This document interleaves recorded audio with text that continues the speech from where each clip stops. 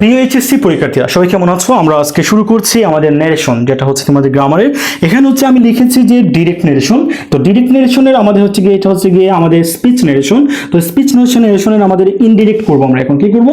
ইনডিরেক্টে আমাদের যে সকল বিষয় মাথায় রাখতে হবে সেগুলো হচ্ছে গিয়ে যে রিপোর্টেড স্পিচ, মানে ডিরেক্ট ন্যারেশনের রিপোর্টেড স্পিচ যদি প্রশ্নবোধক হয়, কি হয়? প্রশ্নবোধক, মানে এখানে প্রশ্নবোধক আছে, তার মানে কি আমাদেরকে এই যে রিপোর্টিং ভার্ব আছে, এই অংশটা হচ্ছে আমাদের রিপোর্টিং ভার্ব। এই অংশের মধ্যে যে সেইড টু আছে, এই যে সেইড টু আছে, এই সেইড টু এর পরিবর্তে আমাদেরকে জাস্ট যদি লিখতে হবে আস্কড। কি লিখতে হবে? আস্কড। যেমন হচ্ছে কি এইভাবে যে হি, এখানে আমরা লিখবো যে হি আস্কড, তারপর কি অবজেক্ট আমাদের যেরকম আছে ওইরকমই আমাদের থাকবে।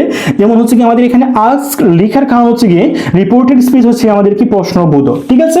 ওকে, তারপর হচ্ছে আমরা অবজেক্ট দিয়ে দিলাম। এখন হচ্ছে কি কমা, এই কমার পরিবর্তে আমাদেরকে ইফ দিতে হবে। কি দিতে হবে?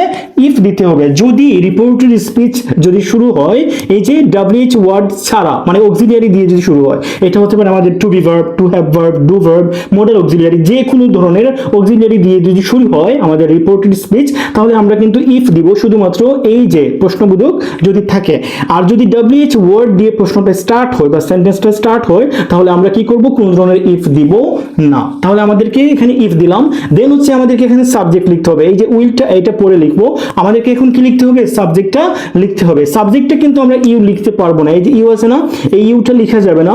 এই ইউটা আমাদেরকে এখানে নিয়ে আসতে হবে, মানে ইউ এর পরিবর্তে আমরা অবজেক্ট যেটা আছে ওইটার কিন্তু প্রোনাউন লিখবো, সাবজেক্টিভ প্রোনাউন। এটা হচ্ছে আমাদের অবজেক্ট, এটা মি থেকে সাবজেক্ট হচ্ছে আমাদের আই। কি হবে এখানে? আমাদের আই হবে গিয়ে। আচ্ছা, ওকে, এখন আমি আই দিয়ে দিলাম। দেন হচ্ছে গিয়ে আমাদেরকে কি করতে হবে? উইল আছে না, এই উইলের পরিবর্তে আমাদেরকে উড লিখতে হবে। কি লিখতে হবে?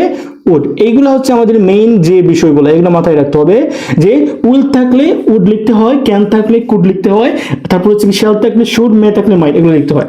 দেন হচ্ছে কি আমাদের এখানে কি আছে? উইল। আমরা এখানে উইলের ইউ এর পরিবর্তে আই দিলাম, উইলের পরিবর্তে উড দিলাম। দেন আমরা যে ভার্ব আছে সেটা দিয়ে দিব।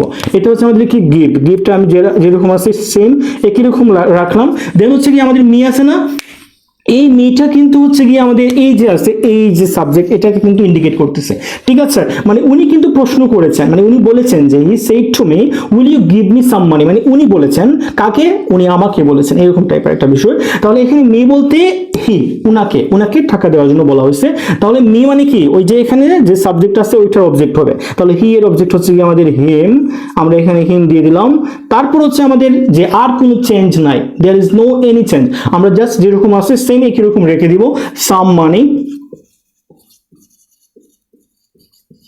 তারপর হচ্ছে ফুল স্টপ। মনে রাখতে হবে যে মানে আমরা যখন ডিরেক্ট থেকে যখন ইনডিরেক্ট করবো, ডিরেক্টে যদি প্রশ্ন বলবো বা ইন্টারোগেটিভ সেন্টেন্স থাকে রিপোর্টেড স্পিচ, তাহলে আমাদের কিন্তু ওইটা কিন্তু অ্যাসার্টিভে নিয়ে যেতে হবে, মানে হচ্ছে কোনো প্রশ্নবোধক সেন্টেন্স রাখা যাবে না। এটা হচ্ছে আমাদের মেইন যে আমাদের যে পারপাস। ওকে, তাহলে আমরা আজকে এতটুকু রইলো, নেক্সট ক্লাসে আবার দেখা হচ্ছে।